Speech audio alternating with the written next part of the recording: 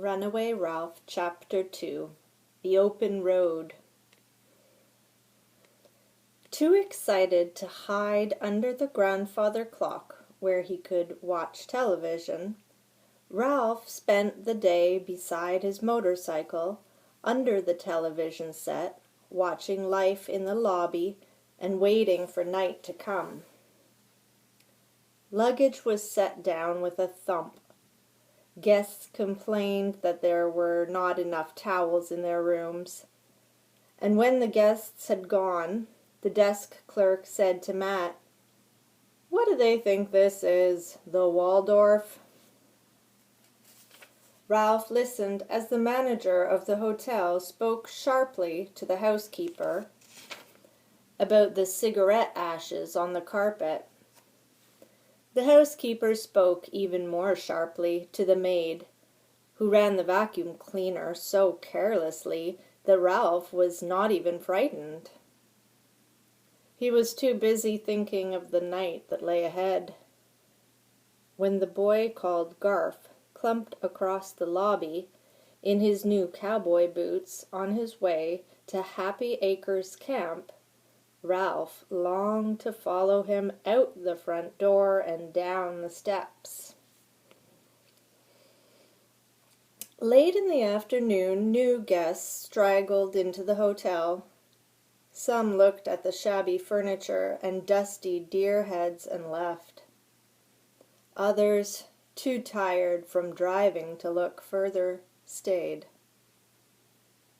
When the television set was turned on, Ralph polished the chrome on his motorcycle with his paws.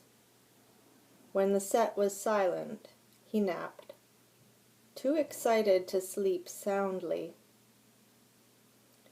At last, the bugle in the distance played its slow, sad notes, and old Matt left the front door open as he went out on the porch to look at the stars.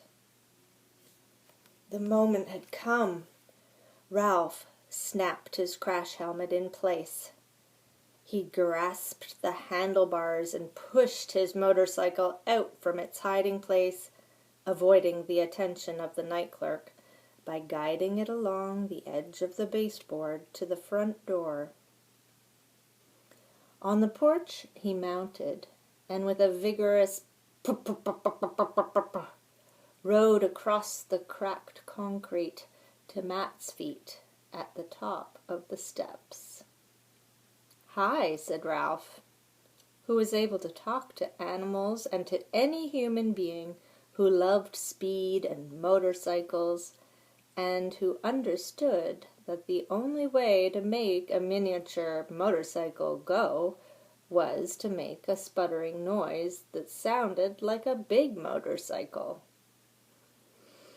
"Why, hello there, young fellow," said Matt. "Just where do you think you're going?" "I'm running away," said Ralph, "on my motorcycle." "You don't say," exclaimed Matt. "Yes, I've had enough of this place," said Ralph.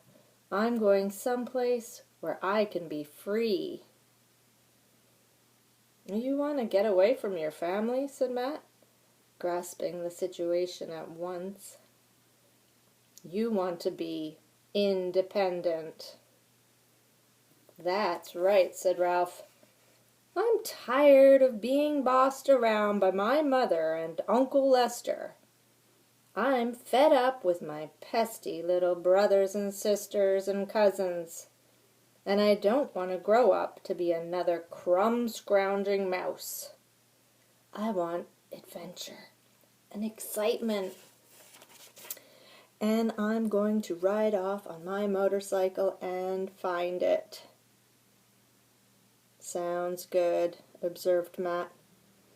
"I wish I could do the same. Just ride off into the night on a motorcycle. I always wanted a motorcycle, but I never could afford one.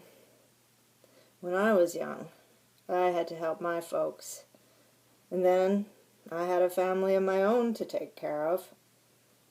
Now that my family has grown up and gone away, I'm too old for a motorcycle."